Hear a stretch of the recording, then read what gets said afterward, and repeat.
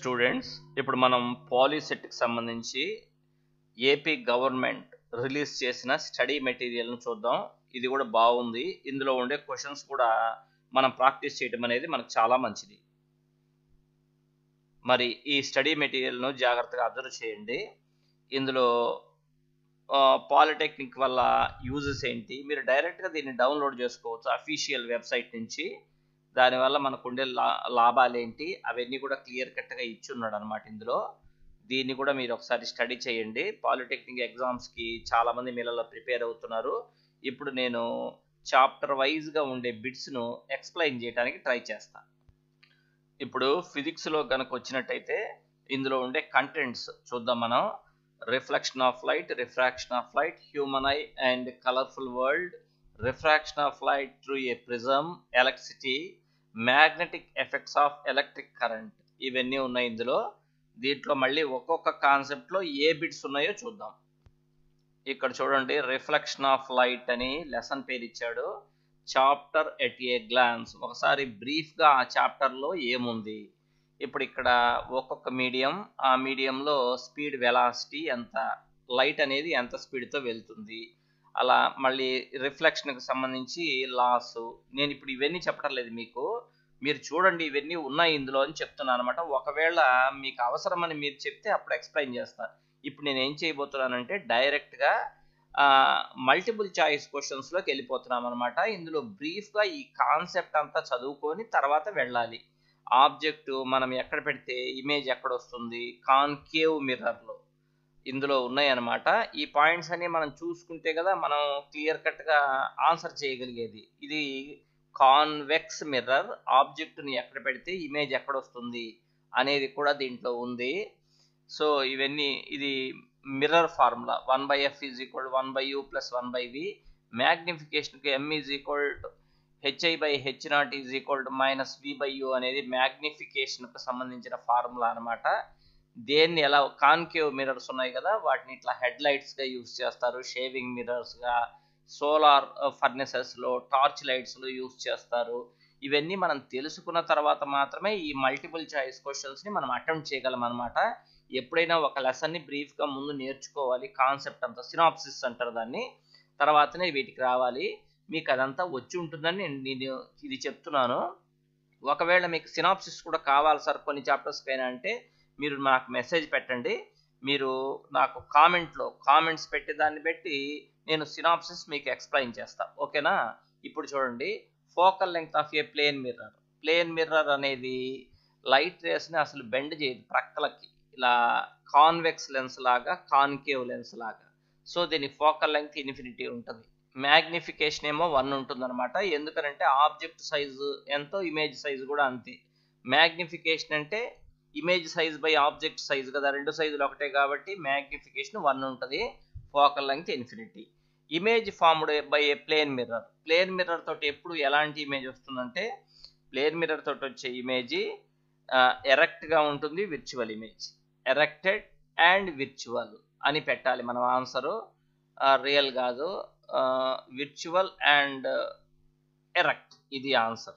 So C అనేది correct option. Next, a concave mirror gives real, inverted and same size image. Same size image ఎప్పుడు వస్తుందంటే ఆబ్జెక్ట్ని C దగ్గర పెడితే, C అంటే సెంటర్ ఆఫ్ కర్వేచర్, ఇమేజ్ కూడా సి దగ్గరే వస్తుంది, అప్పుడు సేమ్ సైజులో వస్తుంది. మీకు డౌట్లు ఉంటే ఆ ముందు ఉండే ఫిగర్స్ అన్ని చూసుకోవాలి మీరు, నేను ఇక్కడ మీకు చూపించా కదా పైన. నెక్స్ట్, లాస్ ఆఫ్ రిఫ్లెక్షన్ అనేది అన్ని మిర్రర్స్కి వర్తిస్తుంది, ప్లేన్ మిర్రర్స్గా. అంటే ఏంటి laws of mirrors? I = R అనేది ఫస్ట్ లా. అంటే యాంగిల్ ఆఫ్ ఇన్సిడెన్స్ ఎంత ఉంటుందో యాంగిల్ ఆఫ్ రిఫ్లెక్షన్ కూడా అంతే ఉంటుందనేది ఫస్ట్ లా. తర్వాత ఇన్సిడెంట్ రే, నార్మల్, రిఫ్లెక్టెడ్ రే, ఈ మూడు ఒకే ప్లేన్లో ఉంటాయి అనేది రెండో లా. మరి ఈ లాస్ రెండు కూడా అన్ని మిర్రర్స్కి వర్తిస్తాయి కాబట్టి ఆల్ మిర్రర్స్ అని పెట్టాలి. The optical phenomena, twinkling of stars అనేది ఎప్పుడు కూడా, నక్షత్రాలు మిణుకుమంటవి ఎందుకు అంటే అట్మాస్ఫియరిక్ రిఫ్రాక్షన్, వాతావరణంలో జరిగే వక్రీభవనము. అంటే ఇప్పుడు మనం నేర్చుకుంటున్నది రిఫ్లెక్షనే కాబట్టి ఈ చాప్టర్కు సంబంధించిన బిట్ ఏం కాదది. ఆ నెక్స్ట్ చాప్టర్లో ఉండాల్సిన బిట్ అది ఇచ్చాడు, సరే no problem. Magnification of x is more than unity. అంటే మోర్ దాన్ యూనిటీ అంటే ఏందనుకుంటున్నారు మీరు? ఏదో ఒక మిర్రర్ ఉందట మన దగ్గర, ఆ మిర్రరు ఎక్స్ అంటే అది కాన్వెక్స్ మిర్రరో, కాన్కేవ్ మిర్రరో, ప్లేన్ మిర్రరో మనకు తెలియదు, ఓకేనా? దాని గురించి ఏదో మాట్లాడుతున్నాడు. మీకు తెలిసి ఉండాల్సిన అంశం ఏంటంటే అది గనక ప్లేన్ మిర్రరే అయితే దాని మ్యాగ్నిఫికేషన్ 1 ఉండేది. ఇక్కడ మోర్ దాన్ యూనిటీ అన్నాడు కాబట్టి ఖచ్చితంగా అది ప్లేన్ మిర్రర్ అయి ఉండదు.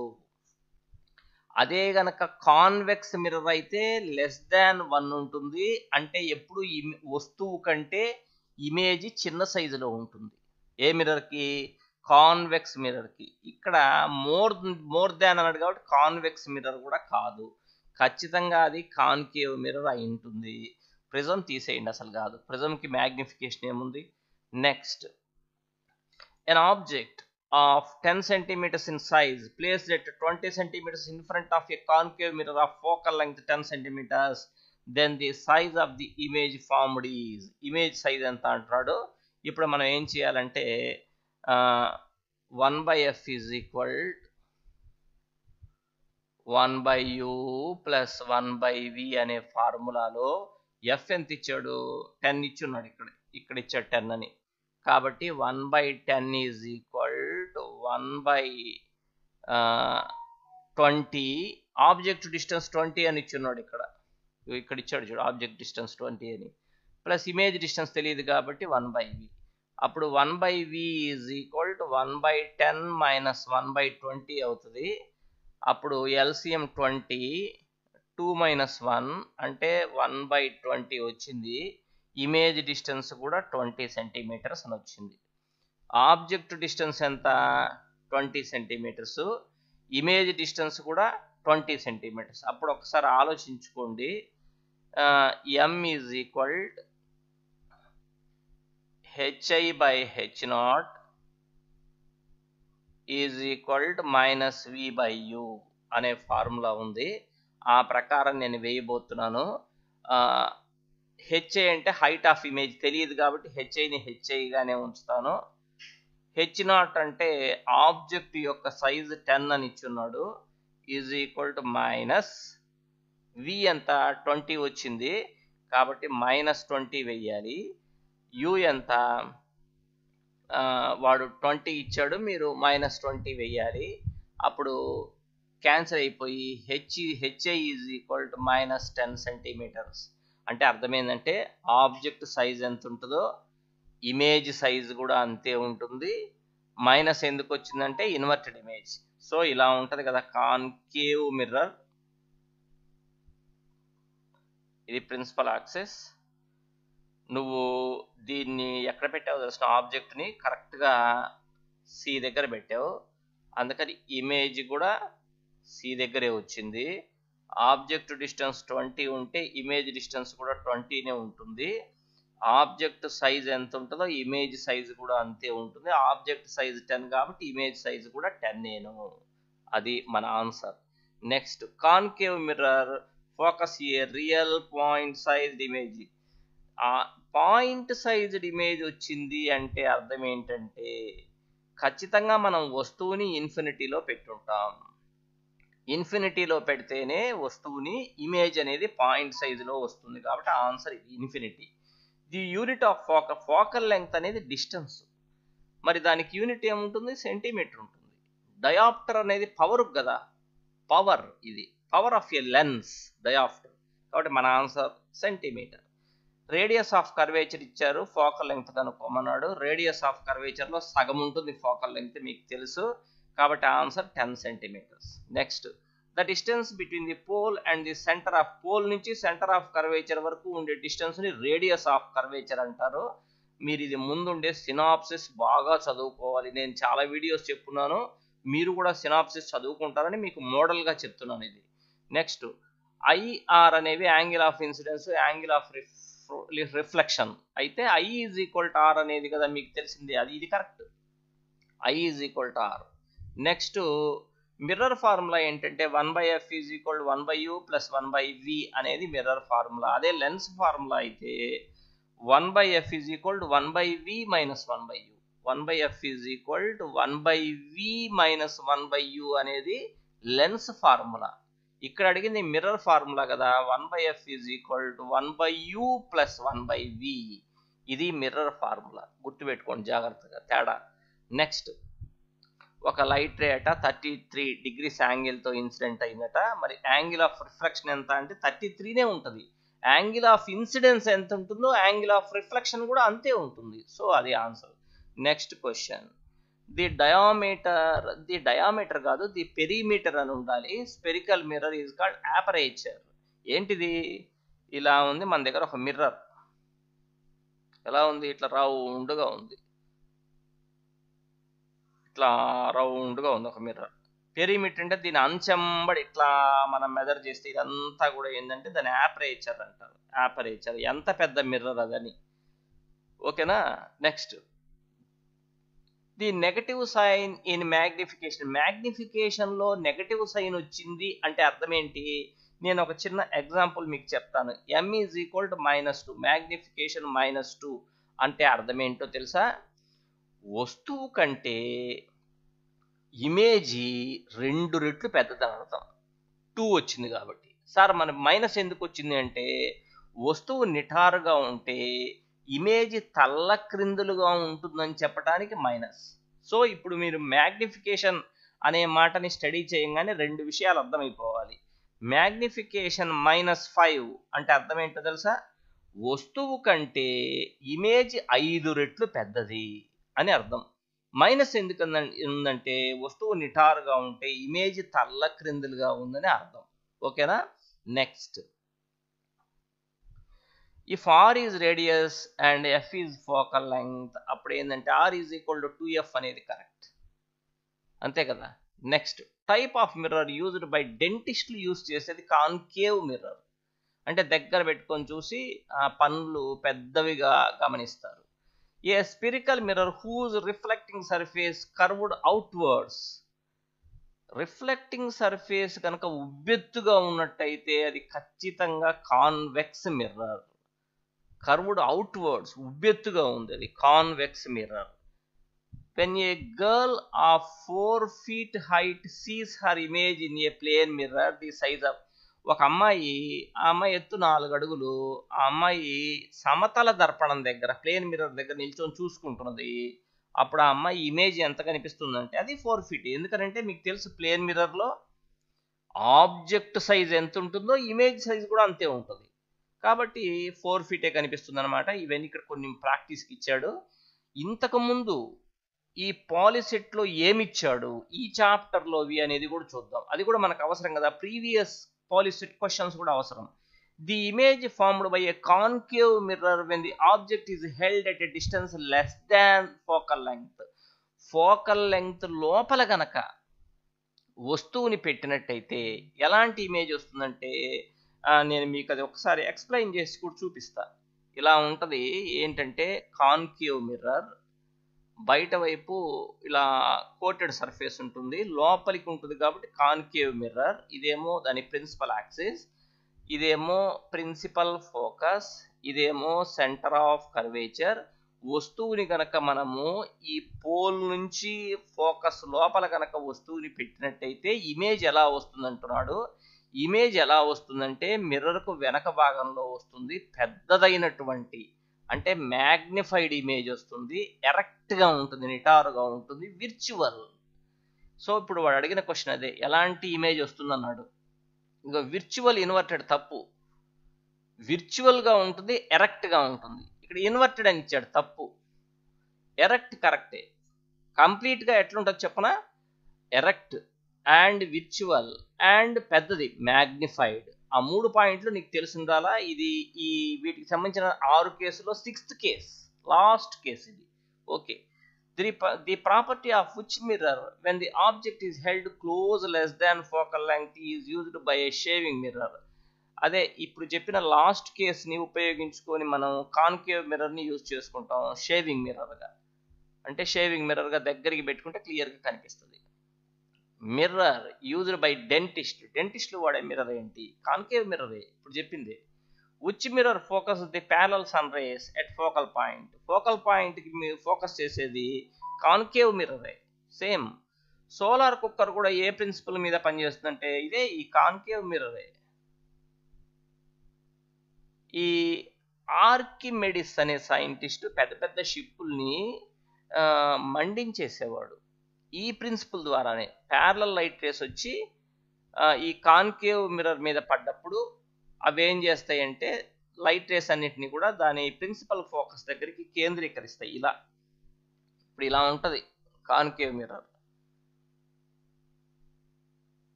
ఇలా ప్యారలల్ లైట్ రేస్ వచ్చి సన్ రేస్ ఇలా పడతాయి. ఇదేం చేస్తుంది, అన్ని లైట్ రేస్ని దాని ప్రిన్సిపల్ ఫోకస్ దగ్గరికి బెండ్ చేసేస్తుంది. ఇలా అన్ని లైట్ రేస్ ఇక్కడ కేంద్రీకరించబడ్డాయి కదా. ఈ ప్లేస్లో కనుక షిప్ ఉన్నట్టయితే అంత వేడి తగిలి దానికి ఇంటెన్సిటీ ఎక్కువ ఉంటుంది కదా, బర్న్ అయిపోతుంది. అలా అతను బర్న్ చేశాడు ఆర్కిమెడిస్. ఓకేనా. Next, a full length image of a distant tall building can definitely be seen by ఈ బోత్ కాన్కేవ్ మిర్రర్ తో చూడొచ్చు, ప్లేన్ మిర్రర్ తో చూడొచ్చు. దూరంగా ఉండే బిల్డింగ్ ఉంది కదా, దాని ఫుల్ ఇమేజ్ చూడాలంటే ఈ రెండిటితో చూడొచ్చు మనం.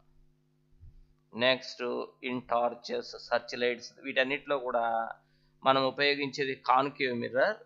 ఆ కాన్కేవ్ మిర్రర్ లో బల్బ్ ఎక్కడ ఉంటుంది అంటే ఇలా కాన్కేవ్ మిర్రర్ ఉంటుంది కదా, ఇది కాన్కేవ్ మిర్రర్. ఇది ప్రిన్సిపల్ యాక్సిస్. బల్బు కరెక్ట్గా ఈ ప్రిన్సిపల్ ఫోకస్ దగ్గర కానీ అంతకు లోపు కానీ ఉంటుంది. కాబట్టి between the pole and the focus of the reflector, pole ఇది కదా, focus okay, very near to the focus of the reflector. Between the focus and centre of curvature, ఫోకస్కి సెంటర్ ఆఫ్ కర్వేచర్కి wrong, at the centre of curvature wrong. Very near to the focus of the reflector, ఇది ఫోకస్కి దగ్గరలో ఉంటుంది అనమాట. కాబట్టి అదే correct answer. Next question 8వ. 9వ, magnification produced by a rear view mirror fitted in vehicles. Rear view mirror అంటే మనం మోటార్ సైకిల్ నడిపేటప్పుడు డ్రైవర్ పక్కన ఉండేదన్నమాట. దాని మ్యాగ్నిఫికేషన్ ఎప్పుడు <1 ఉంటుంది. అంటే వస్తువులు ఎప్పుడు చిన్నవిగా కనిపిస్తాయి మనకి. వెనక పెద్ద బస్సు వస్తున్నా ఆ బస్ మనకి చిన్న బస్ లాగా కనిపిస్తుంది, ఎందుకంటే దీని మ్యాగ్నిఫికేషన్ <1 ఉంటుంది. A student conducts an activity using a flask of height 50 centimeters and a concave mirror. అతను ఒక ఫ్లాస్క్ తెచ్చుకున్నాడు, ఆ అబ్బాయి ఒక కాన్కేవ్ మిర్రర్ తెచ్చుకున్నాడు. ఫ్లాస్క్ హైట్ ఎంత ఉందంటే 15 centimeters.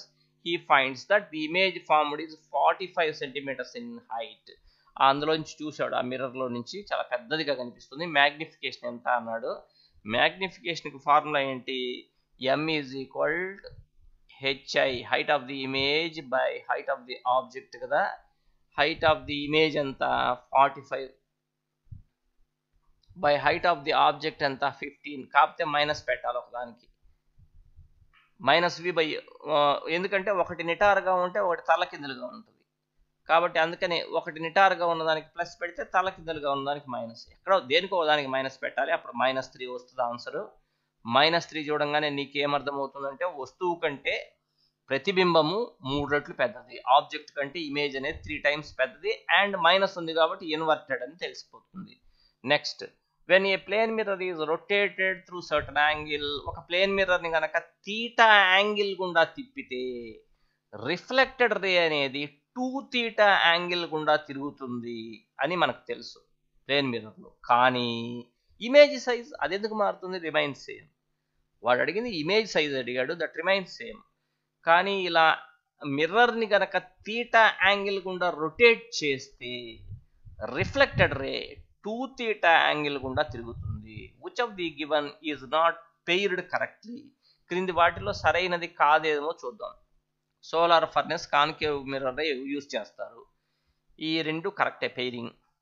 రేర్ వ్యూ మిర్రర్ అంటే డ్రైవర్ దగ్గర ఉండేది, అది కాన్వెక్స్ మిర్రర్, ఇది కరెక్టేను. మ్యాగ్నిఫైయింగ్ గ్లాస్గా కాన్వెక్స్ లెన్స్నే యూజ్ చేస్తారు, మనకు తెలుసు, అది భూతద్దం అంటారు దాన్ని. ఈ పెయిరింగ్ కూడా కరెక్టే. ఈ 3 కరెక్ట్గానే ఉన్నాయి. కాబట్టి ఆన్సర్ ఏంటంటే నన్ ఆఫ్ దీస్.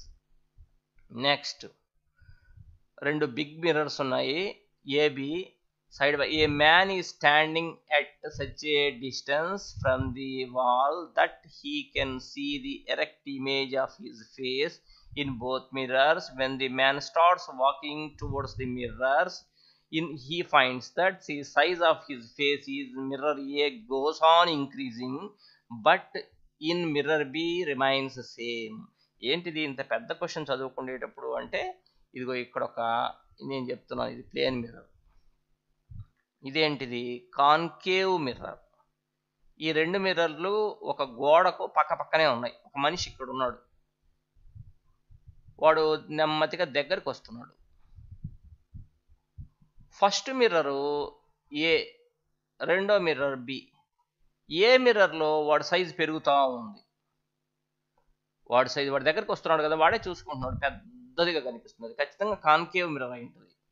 రెండో మిర్రర్లో వాడి సైజ్ అంతే ఉంది, ప్లేన్ మిర్రర్ అంటే ఖచ్చితంగా బి అనేది ప్లేన్ మిర్రర్, ఎందుకంటే ప్లేన్ మిర్రర్లో వాడి సైజ్ ఏం మారదు. సో మొదటి మిర్రర్ ఏంటది, ఖచ్చితంగా కాన్కేవ్ మిర్రర్ అది. రెండో mirror plane mirror. So mirror A is concave and mirror B is plane అనేది కరెక్ట్ ఆన్సర్. అర్థమవుతుందా? అట్లా. Next, an object is placed 100 millimeters in front of a concave mirror which produces an upright image, the radius of curvature.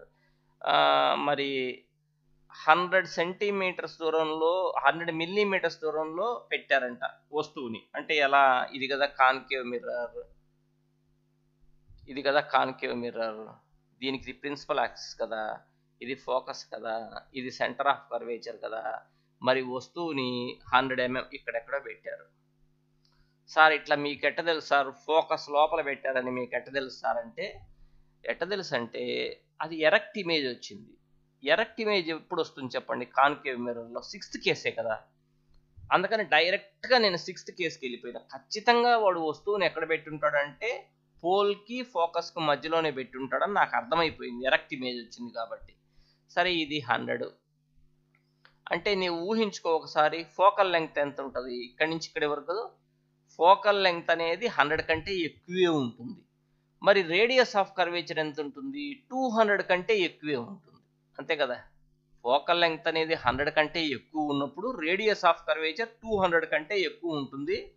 అది correct answer. నీకు తెలియాల్సింది ఏంటంటే వస్తువుని ఎక్కడ పెట్టారో నువ్వు గెస్ చేయగలగాలి. వస్తువుని ఖచ్చితంగా పోల్కి ఫోకస్కి మధ్యలో పెట్టి ఉంటారు. ఎందుకని అంటే ఖచ్చితంగా ఎరెక్ట్ ఇమేజ్ వచ్చింది కాబట్టి 6th కేసు అందుకని.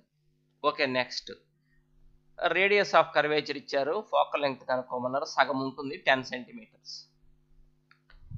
ఏ full length image of a distant tall building can definitely be seen by using both concave mirror, plane mirror. ఓకేనా. నెక్స్ట్, ఇక్కడేదో ఒక చిన్న ప్రాబ్లం ఇచ్చున్నాడు కానీ ఇది అంత సరిగా లేదు, తప్పు ఉంది, అందుకని నేను చెప్పడం లేదు దీని గురించి. సో ఇలా కీ ఉంది. ఇప్పుడు ఇదంతా మీకు దేనికి మనకి వస్తుందంటే నెక్స్ట్ రెండో చాప్టర్కి వెళ్ళిపోవచ్చు, refraction of light at plane surfaces. నేను ఇప్పుడు ఈ చాప్టర్ 1 ఎక్స్ప్లెయిన్ చేశాను కదా, మీరు దీన్ని చూసి కామెంట్స్ పెట్టి బాగుందనో లేకపోతే బాగలేదనో లేకపోతే ఇలా చెప్పాలనో పెడితే నేను మిగతావి కూడా మీకు ఫాస్ట్గా ఎక్స్ప్లెయిన్ చేయడానికి వీలుంటుంది. మీరేం బలకపోతే మీకు అవసరం లేదనుకుంటా నేను. మీరు కనుక యాక్టివ్ రోల్ ప్లే చేస్తే నేను కూడా అంతకన్నా యాక్టివ్గా మీకు ఎక్కువ వీడియోస్ పెట్టడానికి వీలుంటుంది. దీన్ని ప్రాక్టీస్ చేయండి జాగ్రత్తగా. మీ కామెంట్ ఏంటో నాకు తెలియజేయండి.